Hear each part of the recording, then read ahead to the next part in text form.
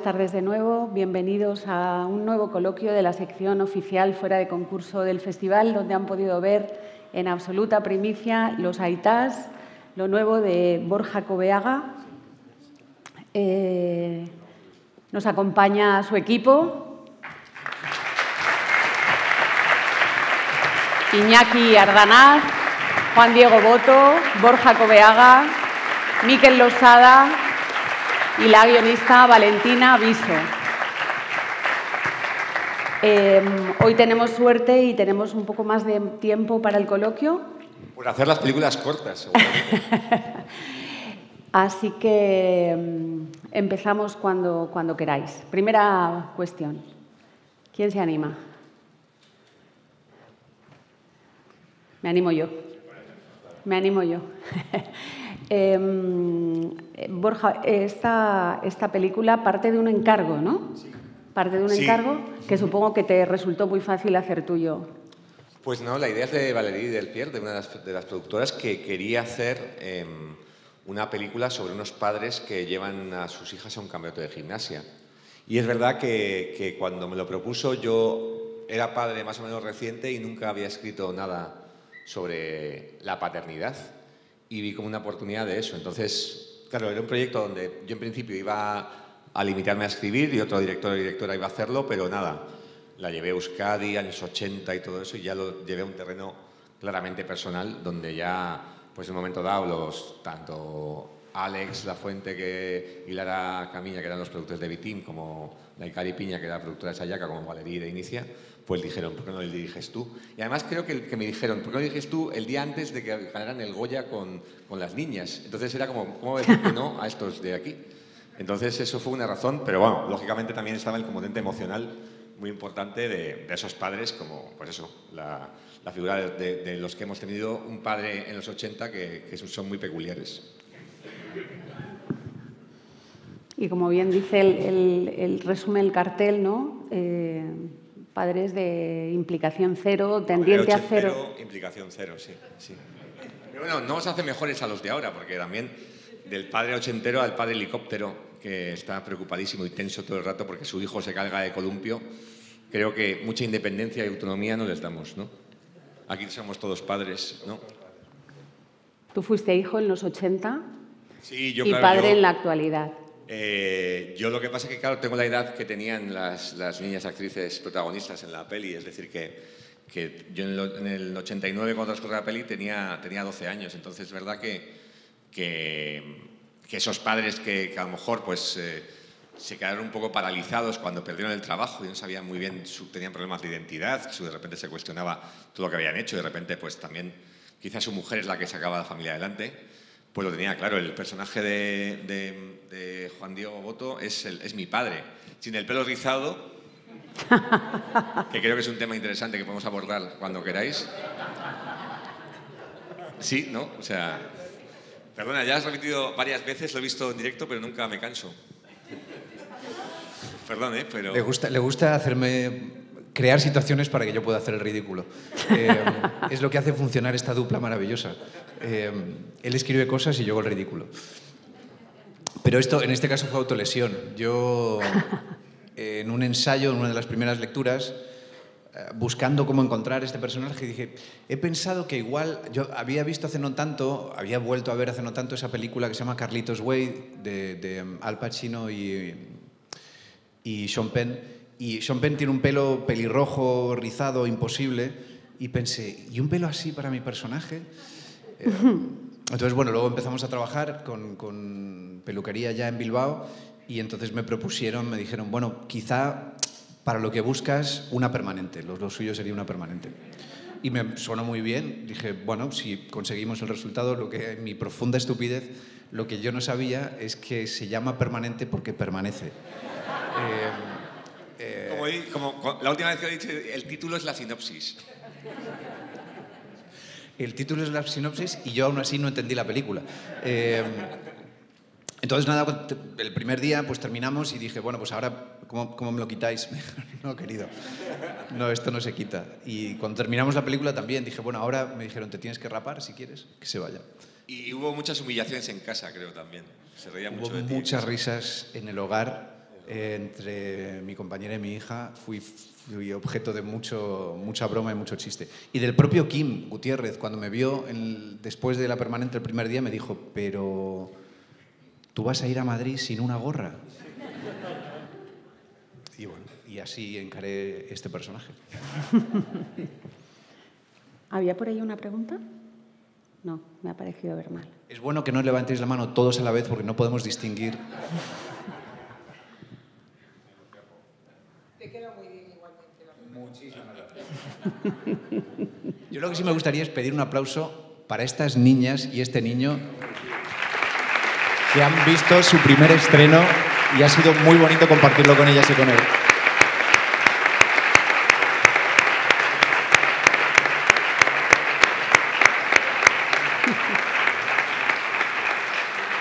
Y otro porque sabéis que lo complicado que es, más que rodar con niños, que a veces los padres o las madres de los niños, que son las madres de las artistas, o padres de las artistas, y estos padres y madres han sido majísimos, y han sido una maravilla trabajar con ellos, y han hecho piña y ha sido una gozada también.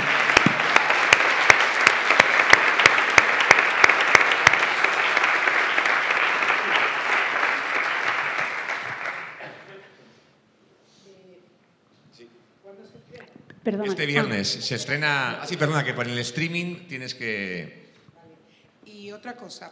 No, pregunta. O sea, ¿Por qué has elegido Berlín? ¿Perdón? ¿Por qué has elegido Berlín? ¿Por qué vaya ¿Por qué has elegido Berlín? Pues, en vez de ir a otro sitio. Claro, situar la acción en el año 89, justamente la peli va sobre todo va del cambio del modelo de paternidad, ¿no? De cómo empieza a cambiar un poco, pues por circunstancias un poco curiosas. A lo mejor el hecho de quedarse en el paro hace que tengan más conexión con sus hijas, ¿no? Y claro, situando en el 89 tenía esa época de reconversión industrial, de fábricas que cerraban, y además tenía la caída del muro, con toda la fuerza simbólica que hay de cambio y de ruptura de barreras y cosas así, con lo cual me parecía como que de repente era como muy redondito todo eso, ¿no? Sí, Valentina, sí. cuando empecé, ya estaba Berlín ahí, cuando se incorporó al guión, ya estaba como definido, pero... Sí, Borja me llamó cuando él ya tenía escrito un guión y me llamó pidiendo ayuda. Sí, así fue.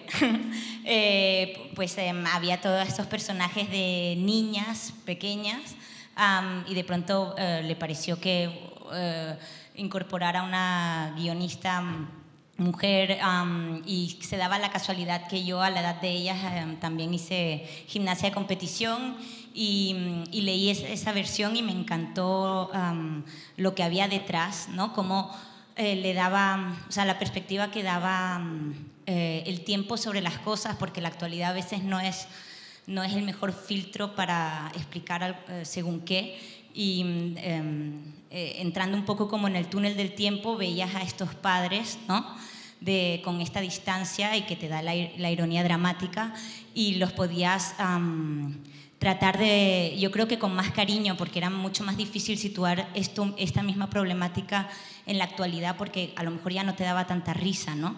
Unos padres a día de hoy que no saben ni qué comen sus hijas, ¿no? Entonces, nada, hicimos un trabajo conjunto de reescritura y en ese momento creo que fue Borja, si no recuerdo mal, cuando el padre Arrupe, digamos que creció simbólicamente como personaje, era de alguna manera quien representaba un poco, digamos, causas y orígenes también un poco del sistema, ¿no? Patriarcal al cual pertenecen estos padres y que de alguna manera ellos siguen reproduciendo, a veces sin mucha conciencia sobre ello, ¿no?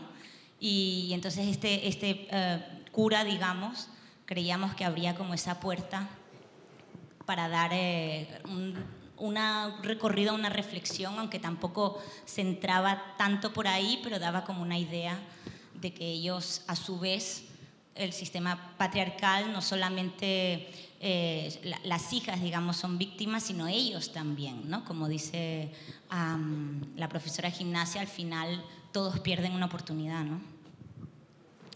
Ahí hay una pregunta. Mi pregunta la has respondido ahora hace un momentito. Has elegido, ¿no? Habéis elegido lo que es la gimnasia artística, principalmente porque la practicabas, ¿no? Has dicho, o algo así, ¿no? O sea, no, estaba elegida porque la noticia entiendo que ya la contenía, lo de la gimnasia. Sí, cuando Valerí tenía la idea ya estaba que era gimnasia rítmica. Sí. Que además es que, claro, que contrastaba mucho ese ritmo, delicadeza y ellos. Sí. Era el contraste, sí. Pero Eso me ha fascinado, la brutalidad de ellos con la disciplina artística. Y otra cosa, me gustaría saberlo por parte de las chicas, si les ha costado mucho conseguir ese número final que han defendido. Ah, sí, bueno, estuvisteis 2 meses ensayando y todo eso, ¿no? Y alguna había hecho gimnasia, ¿no? María había hecho gimnasia y también Irati pequeña. Es que hay 2 Iratis. En rodaje era imposible. Era Irati mayor y Irati pequeña. ¿Les podéis acercar un micro a ella? Ah, sí, claro, claro. Sí, sí. A ver, contad quién hacía gimnasia y así. Yo hacía antes gimnasia, pero lo dejé y me puse con el baloncesto, así que se me hizo un poco difícil. Yo, llevo haciendo gimnasia desde pequeña y sigo haciendo últimamente y pues es un deporte que me gusta mucho. Pues fue muy gracioso porque yo llegué al casting y me dijeron, ¿tú sabes hacer gimnasia rítmica? Y yo, hombre, yo soy experta, yo llevo haciendo toda la vida. Y llega el primer ensayo y me acuerdo de decir, ¿dónde te has metido, Sofía? Y fue, pero íbamos cada sábado y cada sábado nos agrupábamos más y fue muy bonito. Yo no he hecho gimnasia rítmica nunca. Yo, de hecho, hago waterpolo, que no tiene nada que ver. Pero sí que al principio dije, ¡buah, esto va a ser imposible! Pero luego, y cuando llegaron los ensayos y todo eso, pues con la ayuda de todo el mundo y también pues nos lo pasábamos muy bien. Al final se hizo difícil, pero no tanto, porque a mí me gustaba ir ahí a ensayar, porque me lo pasaba genial y pues eso, que no fue muy difícil. Muchas gracias. Yo, como Mara, sí que he hecho gimnasia rítmica, me encanta desde hace los 3 años. Y la verdad que juntar la música, el ritmo en gimnasia rítmica es lo mejor.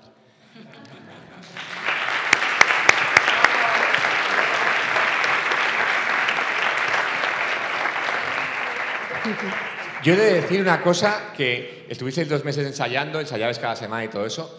Las primeras 2 semanas viví el drama, dije, cuidado, que a lo mejor hay que cambiar de deporte. A lo mejor hay que hacer waterpolo o algo así. Pero de repente hubo un clic que flipaba, porque claro, yo no iba, simplemente mandaban vídeos, ¿no?, de cómo evolucionaban los ensayos y todo eso así. Y es verdad que estaba aterrorizado las 2 primeras semanas, tampoco hacía falta que lo hicierais, o sea, yo siempre decía, no, está bien si lo hacen un poco mal, pero no tan mal tampoco, o sea. Pero es verdad que a partir de la 3ª semana hizo algo clic y era una pasada, o sea, de repente decías, ¿pero qué ha pasado aquí? Hubo como un momento de María, la entrenadora, que vamos, se los puso firmes y lo hizo fenomenal. Tenemos 2 preguntas ahí. Bueno, adelante. Hola, buenas noches. Perdón porque, iba a hacer una pregunta que ya se ha hecho, la repito, que mi pregunta era por qué habíais elegido la gimnasia rítmica como deporte, pero bueno, ya lo habéis dicho, entiendo el contraste, ¿no? En realidad lo había imaginado. Y bueno, ya que ha sido respondida la pregunta, pues nada, decir que a mí personalmente pues me ha tocado mucho la película, muy bonita, con mucho cariño, muy bien tratada.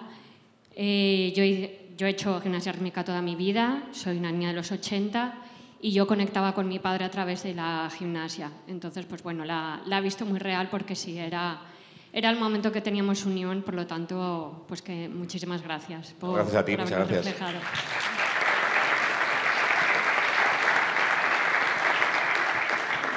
Siguiente pregunta. Hola, buenas noches. Lo primero, felicitaros a todo el equipo. Y bueno, al principio me ha parecido un inicio como un poco de Los lunes al sol, pero en cómico. Me ha resultado esos padres, ¿no?, que se quedaron en paro. Y bueno, me ha gustado mucho cómo he enfocado las relaciones de padres con las niñas. Y quería preguntarle a los actores y a las niñas actrices, ¿cómo ha sido la relación entre vosotros? si ha habido química, si ha resultado... Bueno, habéis dicho que la mayoría o todos sois padres y entonces a lo mejor os ha sido más fácil por eso o más difícil la relación con las niñas. Con las actrices, perdón. Con las actrices son una maravilla porque nos han enseñado mucho porque han estado jugando. Ellas pues tienen 11, 12, no sé cuántos años más, todas de 11. Y nos dan lecciones porque mientras nosotros estábamos, joder, ¿cómo hacemos esto? Ellas estaban jugando y nos lo hemos pasado muy bien. Yo me lo he pasado muy bien con ellas, no sé ellas conmigo cómo se lo habrán pasado con nosotros. Muy bien, ha sido un gusto, la verdad. Sí, no mucho más que añadir. Daba gusto ver el grupo que habían hecho. De hecho, muchas veces nos intentamos acercar a ellos también pues, para contagiarnos un poco de esa energía, para recordarnos que estamos aquí para jugar. Y nada, muy buena relación también, como ha dicho Borja antes, con los padres. Y ha sido un gusto, la verdad. Nos hemos quejado más nosotros que ellas. Había una cosa muy bonita de ver que era que para muchas de ellas, para algunas no, algunas tienen, bueno, una tiene un Oso de Plata en Berlín, tienen más premios que todos nosotros juntos, pero aquí la pequeña Sofía, pero para muchas era la primera vez y hay algo muy bonito que incluso daba mucha envidia de ver el entusiasmo de la primera vez, algo que uno ya no puede recuperar, no hay una segunda primera vez. Y esa aproximación a jugar, a hacer una película, a estar todos juntos, a vivir un rodaje, la primera vez, el entusiasmo con el que se encara esa primera vez, la verdad es que era muy bonito de ver. Incluso yo creo que a veces generábamos unas absurdas competencias entre no, has visto, mi hija lo hace particularmente bien. No, la que hace de mi hija, mis hijas lo hacen particularmente bien, nada comparado con la mía. Correcto. Yo quería lanzaros la pregunta a todos de si en esta mirada a la paternidad de aquella época que habéis construido entre todos, se reconocerán los padres actuales.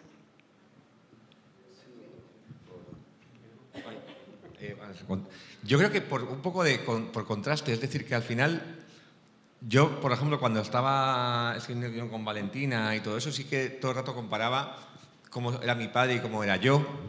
Creo que la mirada que hay sobre esa paternidad es crítica, pero tiene también un punto de homenaje, porque en realidad yo pienso en mi padre y digo, joder, es que mi padre a lo mejor no tenía ni las herramientas para ser más empático, para entender más y todo eso, con lo cual sí que en realidad abordo esto y esta mirada sobre la paternidad sin mucha nostalgia tampoco y viendo las cosas buenas, porque creo que en ese sentido se ha avanzado mucho y los padres están más implicados, estamos más implicados, pero todavía creo que queda mucho camino por recorrer, porque vas a la puerta de un colegio y sigue habiendo más madres que padres recogiendo a sus hijos, o en los chats de clase sigue habiendo pues más presencia femenina de madres y todo eso. Pero es verdad que, por ejemplo, yo que soy un padre que está tenso permanentemente, que le puede pasar algo a su hijo, creo que tampoco, o sea, que el padre pasota en eso me ganaba y por goleada. Es decir, que es mucho mejor para un hijo que tu padre te mantenga la independencia y distancia que ser un pesado como soy yo. Pero bueno, me lo recuerda mi hijo continuamente, me llama pesado muchísimo.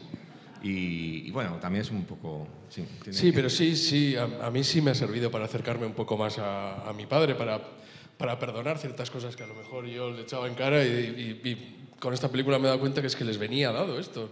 Ni siquiera se lo planteaban si estaban haciendo bien, si estaban haciendo mal. Era lo que les ha tocado vivir.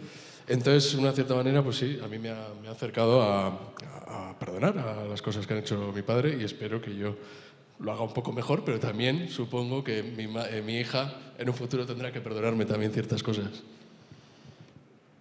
Juan, Miquel, Valentina. Sí, no, pensé que igual podía zafar. Sí, es evidente que yo suscribo lo que decía Borja. Si vas a la puerta de un colegio o el chat de la escuela, la mayoría son madres, pero no solo eso. Comentábamos esta mañana en algunas de las entrevistas que teníamos que hay otra parte que tiene que ver con la carga mental, que sigue siendo la carga mental, es decir, muchos estamos muy implicados, pero hay una parte que cuando termina la jornada laboral y están sentados los dos, el padre y la madre en el sofá, el padre ya está pensando en, bueno, vamos a ver esta serie, y la madre está pensando, a ver, el cumpleaños de la amiga de mi hija es la semana que viene. O sea, la que tiene en la cabeza ¿cómo se llama la amiga que tiene el cumpleaños la semana que viene, que además no pueden llevarle cacahuetes porque es alérgica y que el regalo que le había pedido, la que tiene en mente cómo se llaman las madres, toda esa carga de cosas que tienen pendientes, que están por venir, el papel este que tengo que firmar, que me habían pedido la autorización, normalmente son mayoritariamente las madres, ¿no? Hay toda una carga mental, que es un trabajo que no acaba nunca, que sigue siendo un trabajo muy feminizado y un trabajo muy de madres, ¿no?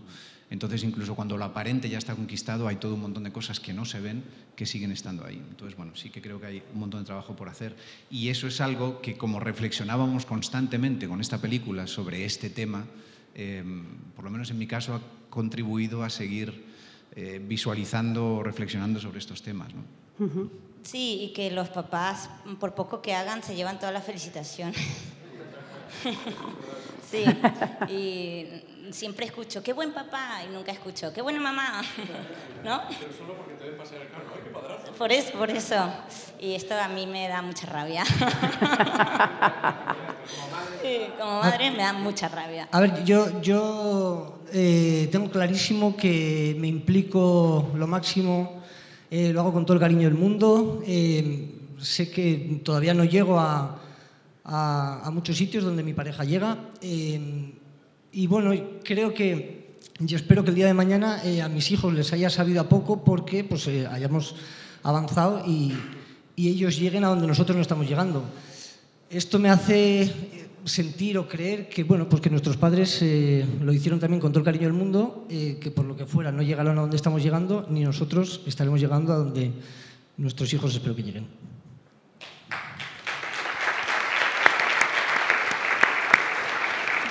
Sí, tenemos una pregunta ahí. Sí.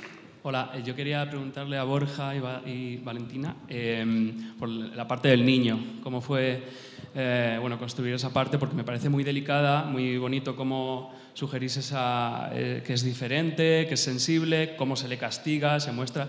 Luego al final es luminoso, pero tampoco es facilón, no se soluciona ese conflicto porque son los 80, no está solucionado ahora. O sea, pues eso, ¿cómo fue eso? También he pensado que a lo mejor tú eras también ese niño diferente y sensible y es un poco lo que has volcado de ti mismo en ese plantel de personajes.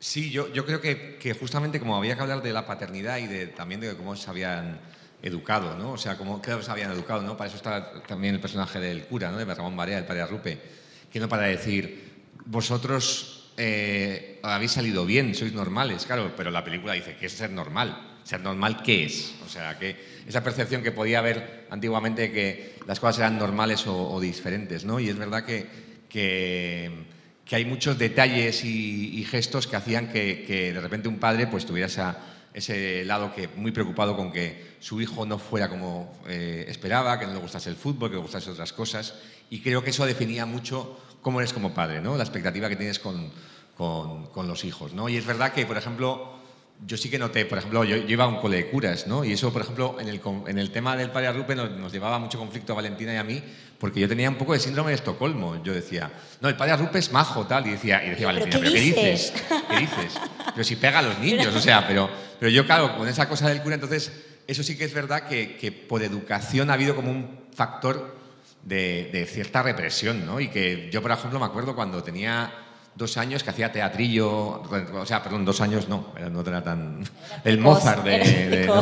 Cuando estaba en segundo de primaria, hacía teatro y cosas así, y de repente veía que a mi alrededor me miraban raro y dejé de hacerlo durante muchísimos años, porque vi que no podía expresarme así. Entonces, en esos momentos en que no puedes expresarte, lo que te piden es que te reprimas y pasar con perfil bajo, que no destacar y todo eso, con lo cual sí que en ese sentido esas ganas de hacer algo y no poder, esas cosas, yo por ejemplo con el personaje de Gorka, o sea, me apunté a fútbol porque se apuntaron todos mis amigos, pero mis padres no querían comprarme las botas porque decían, si te vas a desapuntar a los 2 días.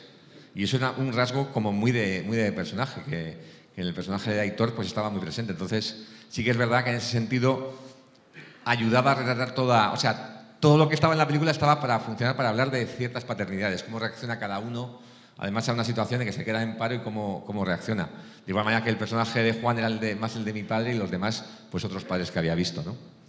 Sí, no, y también porque hay esta cosa de que, de alguna manera, tú puedes...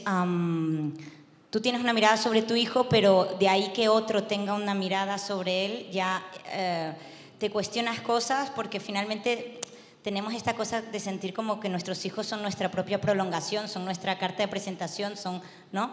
Y de pronto al personaje de Kim, de Iñaki, sí, él tiene estas especies de sospechas sobre su hijo, ¿no? Hay algo que no le está cuadrando, pero que el padre arrupe, ¿no? Se lo recuerde, es algo que por ahí no pasa, porque finalmente lo que le rebota es su propia historia, ¿no? Entonces era como un juego de espejos que creíamos que funcionaba. Pues tenemos todavía tiempo para una pregunta más.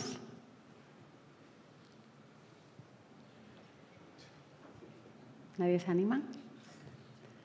Allí. Hola, buenas noches. Lo primero es 1.000.000 de gracias a todo el equipo por venir hasta nuestra ciudad a hacer el estreno de vuestra película, que para nosotros es un orgullo, ¿no? Los malagueños. Que vengáis todos, pues muchísimas gracias. Gracias a ti. Y luego Perdón, olvidé comentar que Kim Gutiérrez estuvo en la presentación, pero tuvo que irse y por eso no está en el... Bueno, el agradecimiento no es para él.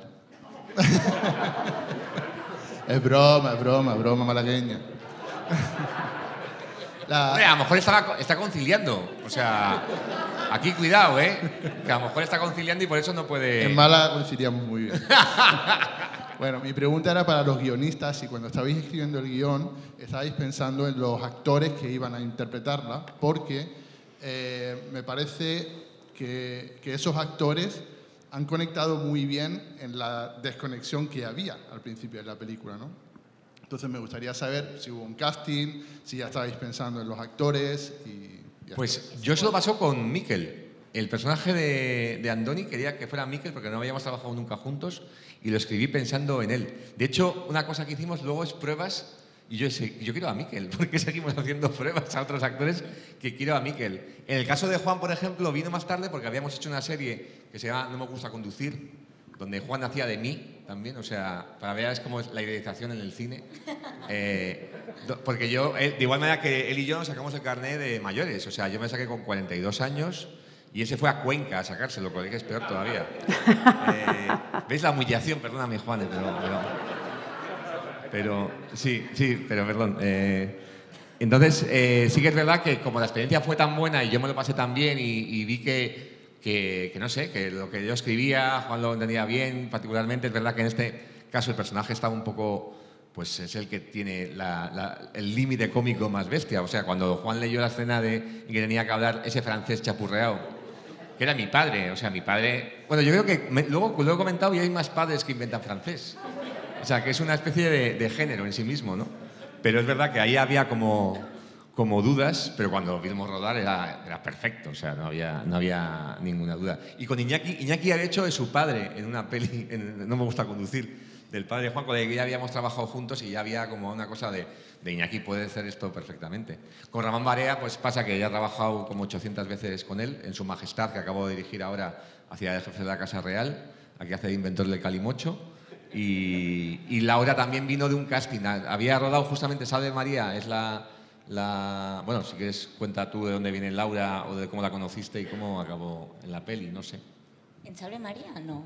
En Salve María es la primera peli que hizo antes de... O sea, Laura... Sí, bueno, no es la primera, pero bueno, que justamente... sí, es su primer protagónico, sí, pero bueno, Salve María...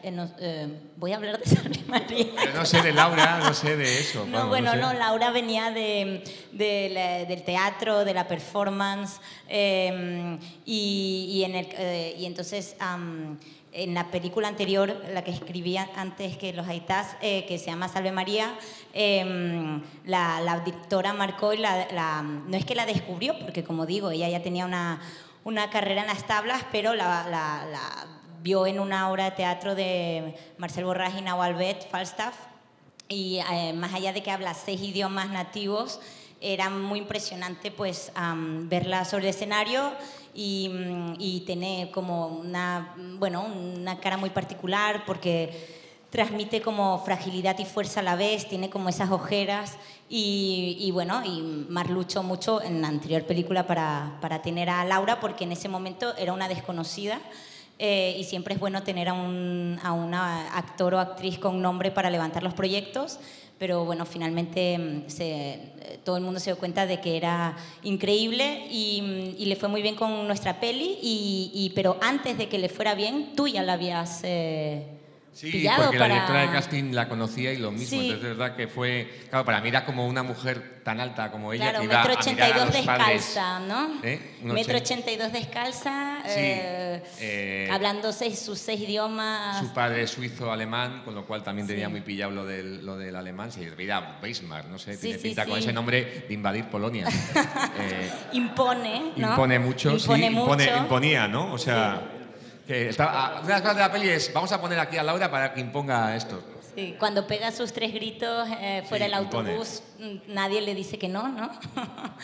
y bueno, y entonces acabó pues en los Aitas haciendo de entrenadora. No sé si en el cine español podrías haber encontrado una mejor entrenadora. Sí, que parece escrito para ella, luego. Sí. Pues muchas gracias, gracias al equipo, gracias al público, y recordar que la película se estrena este viernes de la mano de B-Team, y suerte. Feliz Día del Padre mañana, claro, también. Feliz Y Día del suerte Padre. con la carrera comercial de la Muchas película. gracias.